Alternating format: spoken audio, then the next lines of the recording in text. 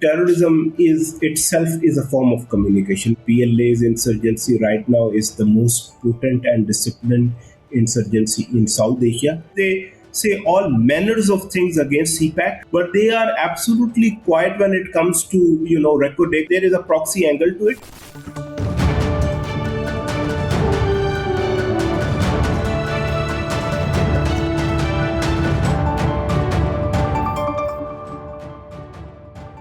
Abdul Basit is a senior research fellow at Rajaratnam School of International Studies, Singapore. He's joining us today from Singapore, and we'll ask him about the operations of Baloch Liberation Army and how it has been able to build a media machine which matches its military one. Abdul Basit, thank you so much for joining us. Today marks 20 years since Nawab Akbar Bugti's death. If I were to ask you about the militancy in Balochistan in the last 20 years, how has it evolved since then? When Sardar Nawab Akbar Bugti was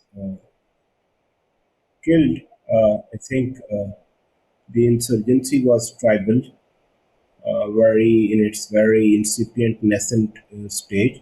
The first group which started the insurgency was Baloch Republican Army.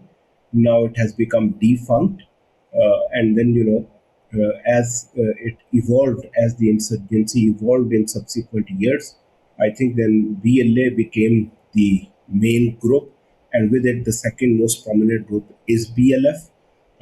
BLA to start with was under Harbiar Mari, but he had his own differences with his commanders, with his own brother, and then BLA split somewhere in 2018, and the local commanders of BLA, two people, Aslam Baloch and the current commander of BLA, Bashir Zaid, they split from Harbiar Mari. His group became, which was the original group, group became weak, and it was also because he's in Europe, he's living in self-exile, and this group became much stronger. And as it evolved, the leadership, both Bashir and Aslam, they have their backgrounds in BSO Azad faction. The center of gravity of Baloch insurgency moved from tribal areas of Balochistan, Kolu, Dera, Bukti, these areas in the northeast, to the south in the Bakran belt, where tribalism is not very strong. There is a middle class there. This is one aspect of how the insurgency evolved. The second aspect of it is that while earlier there were demands of autonomy, constitutional and socio-economic rights, and there were grievances around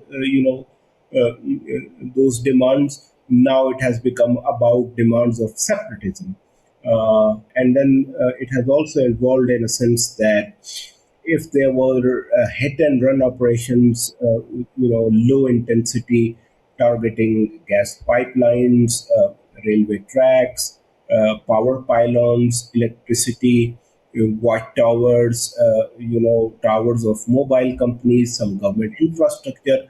Now the scale is much bigger because the firepower has improved, because the manpower is larger in scale. So what you have is attacks on military compounds. Abdul Basit, you wrote an article last year for Jamestown Foundation, and in which you claimed that BLA has become the most effective group. Why did you say that?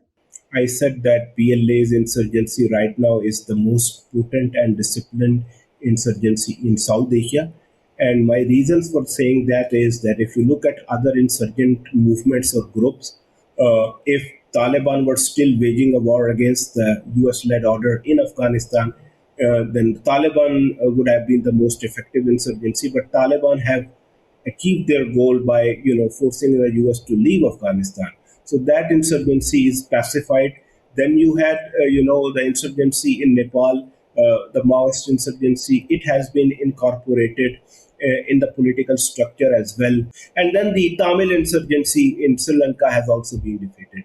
So if you look at all those, and then you look at how BLA is evolving, I think you look at, for all intents and purposes, look at all the data points. I think BLA right now is the most organized insurgency. One interesting element about BLA is that whenever they conduct these terrorist operations, they name those operations. In the past, there have been several operations that whenever they've sent out messages, they've named these operations. What is that branding meant to achieve?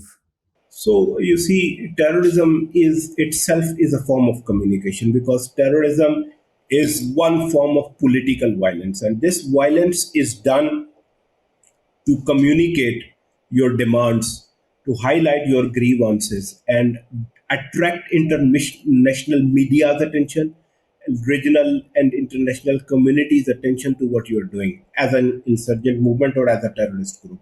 So what they do around these operations is these are well orchestrated. Some of them, not all of them. Some of these attacks, some of these operations are well orchestrated, where they strategically use different, elements. For example, lately they have been using women very strategically in high-profile attacks. For pure propaganda purposes, they try to portray this image of being gender inclusive and egalitarian in their outlook. To an extent, they are successful in it, but ground realities belie their claims. Then what they also do is they continue to share updates of ongoing operations from the battlefield, trying to create an impression that tactically they at times have an upper hand or advantage over the Pakistani security institution, which again is false. But they try to create that impression. And once these attacks,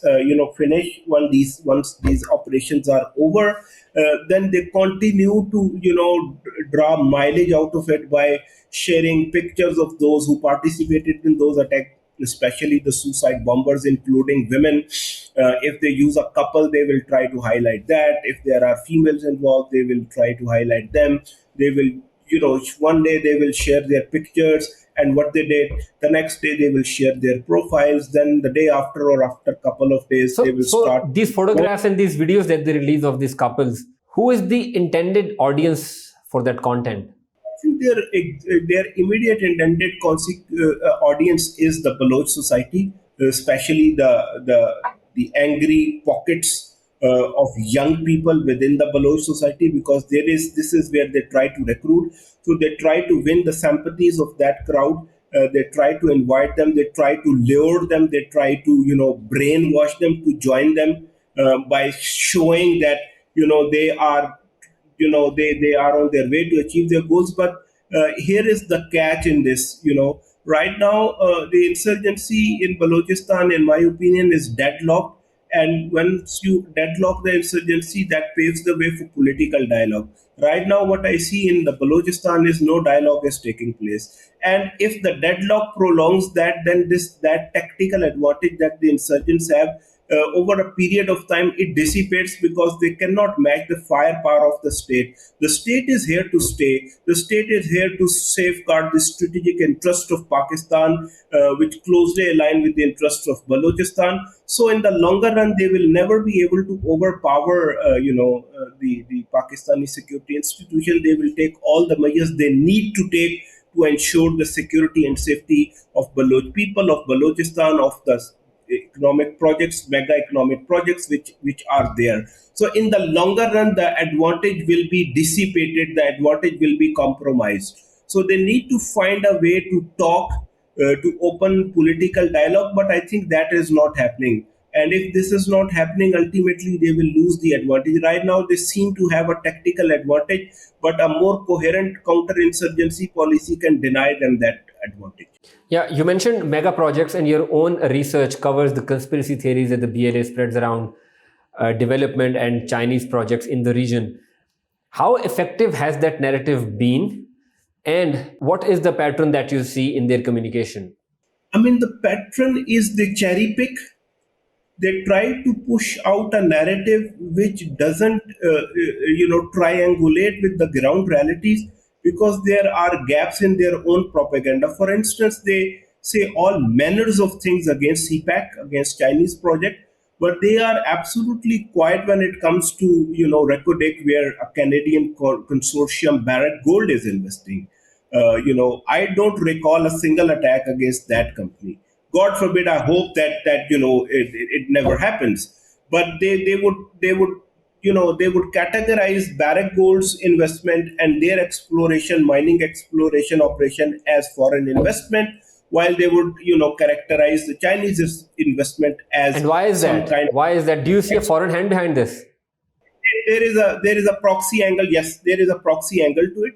There is a proxy angle to it. So if you carefully read through their propaganda, it becomes quite visible. It becomes quite visible to talk about CPAC not as an economic but a strategic project, and those over exaggerated fears of Baloch being reduced to a minority in their own province. I think it doesn't add up when you carry out a very dispassionate test of scrutiny. You definitely find those loopholes, and you do find those hypocrisies of the way they have over exaggerated their propaganda and their fears and conspiracy theories on CPAC, but they have been totally quiet as far as Barrick Gold is concerned. So yes, if you comparatively look at it, you definitely find that double speak in their propaganda.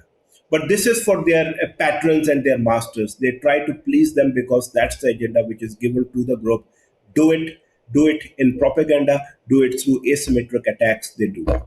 Abdul Basit, thank you so much for joining us. Thanks for having me.